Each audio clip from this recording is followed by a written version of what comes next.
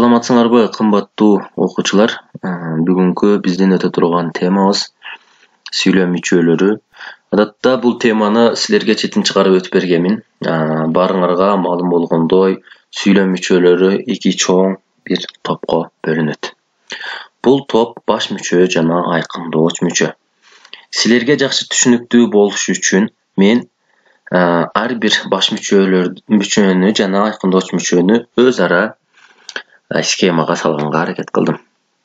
Балдар, баш мүчө бул башка сүйлөм мүчөлөрүнө көз каранды болбой, сүйлөмдүн негизин түзгөн мүчөлөр бул баш мүчө деп аталат. Баш мүчө өзүңөргө маалым болгондой эки топко бөлүнөт. Жана баяндооч. Сүйлөмдө тапканда биринчи эсиңерде болсо керек, биз баяндоочту табабыз. Андан соң баяндоочтун жардамы аркылуу табабыз. Бул дагы жөнөкөй жана татаал болуп ич ара бөлүнсө, баяндооч дагы ошондой бир 3 топко ич ара бөлүнөт. Жөнөкөй баяндооч жана татаал баяндооч, этиштик жана атоштук баяндооч болот. Бул сүйлөм мүчөлөрүнүн бир чоң бөлүмү. Экинчи бөлүмү балдар айкындооч мүчөлөр. Айкындооч мүчөлөр ич арадагы 3 топко бөлүнөт. Бул топ аныктооч, толуктооч, бышыктооч. Аныктооч бул сүйлөм мүчөсүнүн ичинде сүйлөмдү аныктап берсе, толуктооч толуктап берет, бышыктооч сүйлөм мүчөлөрүнүн ичинде бышыктап берет. Булар дагы ич ара өздөрүнүн ич ара аныктооч 2-ге, толуктооч 4-кө, бышыктооч 8-ге бөлүнөт. Эми балдар, сүйлөм мүчөлөр деген эмне? Алар өз ара кандай болуп бөлүнөт? Мүчөлөр эмнелерден турат жана башка ушул сыяктуу суроолорго төмөндө силерге кененирээк түшүндүрүүгө аракет кылабыз. Балдар, сүйлөмдүн тутумунда туруп кандайдыр бир суроого жооп болуп түшкөн сөздөр сүйлөм мүчөлөрү деп аталат. Мисалы, эмгектин көркүн жер берет. Бул мисал силерге маалым болгондой, сүйлөм мүчөлөрү дагы балдар өз ара баш жана айкындооч мүчөлөр болуп 2 топко бөлүнөт.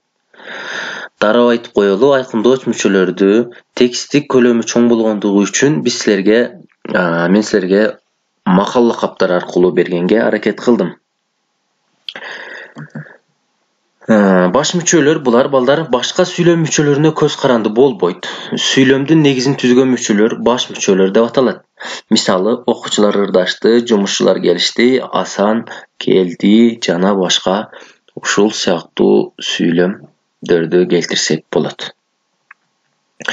Сүйлөмдүн баш мүчөлөрү менен баяндоочтон турат. Буну силер билсеңер керек.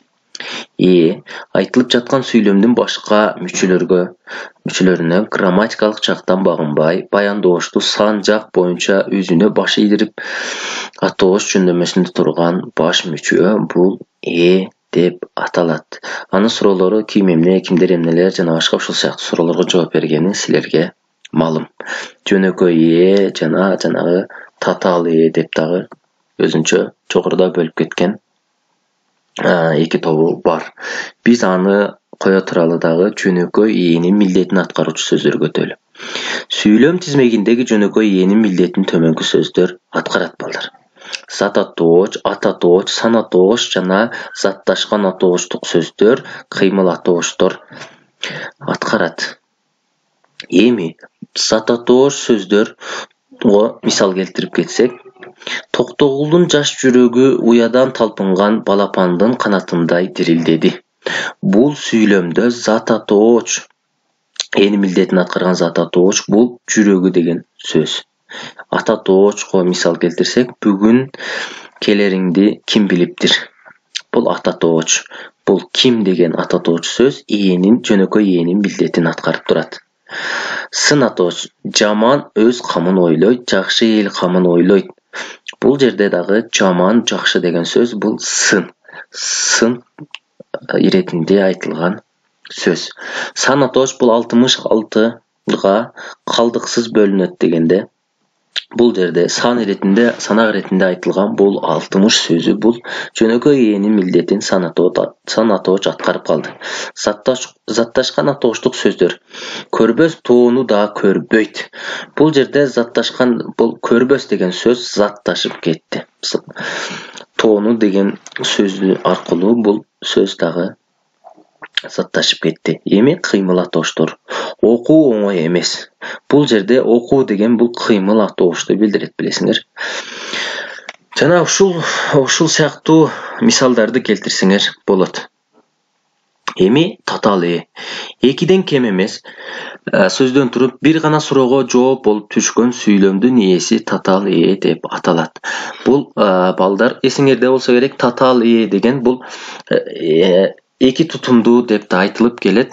Бул эки тутумдуу деген сөз менен татаал деген сөз экөө бир эле маанини берет, балдар. Буга мисал келтире кетсек, мисалы 3 терек какшаал тараптагы жайлоолордун атактуусу болуп саналат.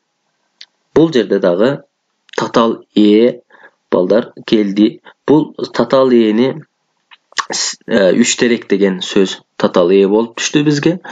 Себеби бул 3 терек деген эки сөз биригип туруп татаал ээни берди, балдар. Эми татаал ээнин милдетин аткаруучу сөздөр булар аныктоочтук айкаштар, адамдын атын, атасынын атын, айбанаттардын жана канаттуу куштардын аттарын билдирүүчү кошмок сөздөр болот, балдар. Мисалы 1 май эмгекчилердин эл аралык тилектештик күнү. 1 май деген сөз бул татаал ээ, балдар. Себеби бул жерде синтаксис талдоо жүргүзгөндө дагы бул жерде тире коюлуп турат.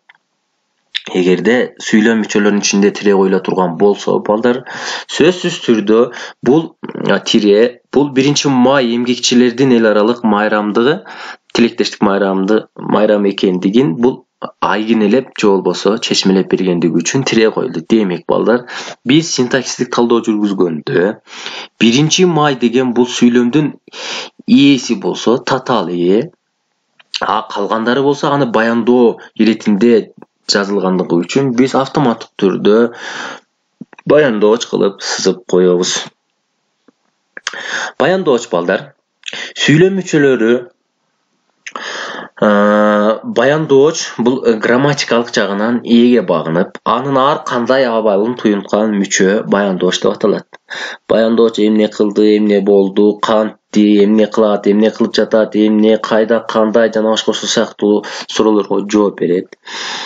Ал адатта сүйлөмдүн аягынан да орун алат. Биз жогоруда айтып кеткендей, сүйлөмдө синтаксис талдоо жүргүзгөндө сөзсүз түрдө баяндоочту таап алып, баяндооч аркылуу гана ээни табабыз. Бул жерде ээнин дагы эки тутумдуу же болбосо татаал экенин же жөнөкөй ээ. Кээ бир учурларда, балдар, ээ көмүскөдө калганда учурлар болот. Аны биз көмүскө ээни дал ушул баяндооч аркылуу табып алабыз, балдар. Жөнөкөй баяндооч, бир гана сөздөн турган баяндооч жөнөкөй баяндооч деп аталат. Мисалы, көрө болот, сүйлөй чечем болот. Бул жерде болот деген сөз бул жөнөкөй ээ. Демек, баяндооч. Татаал баяндооч өзүңөргө жанагы жогоруда айткандай эки жандан ашык сөздөн болуп, мисалы буга түз эле мисал келтире берейин. Чылбыр колго илингенче мылтык атылып кетти. Бул же сүйлөмдө, балдар, кетти деп өзүнчө айта албайбыз. Себеби чылбыр колго илингенче деп турат, мылтык атылып кетти. Мылтык атылып кетти, мылтык кетти дей албайбыз. Ошондуктан атылып кетти экөө биригип келип татаал баяндоошту берет, балдар. Этиштик жана атооштук баяндооштор. Этиш сөздөн болгон баяндооч этиштик. Ал эми атоош сөздөрдөн болгон баяндооч атооштук баяндооч деп аталат. Мисалы, ички бөлмө Саматтын көңүлүн көтөрүп койду. Бул жерде көңүлүн көтөрүп койду деп, көңүлүн бул башка сөз сүйлөм мүчөлөрүнө кирип кетет, башка. Ал эми бул көтөрүп койду деген сөз бизге этиштик жана атооштук баяндооч болуп келүүдө, балдар.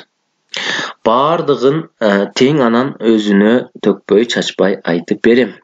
Бул жерде дагы айтып берем деген сөз бул татаал баяндооч катары бизге келип түштү балдар. Эми силерге тапшырма балдар. Жогоруда айтылып өткөн сүйлөм мүчөлөрүн биз 3 топко бөлүп өттүк.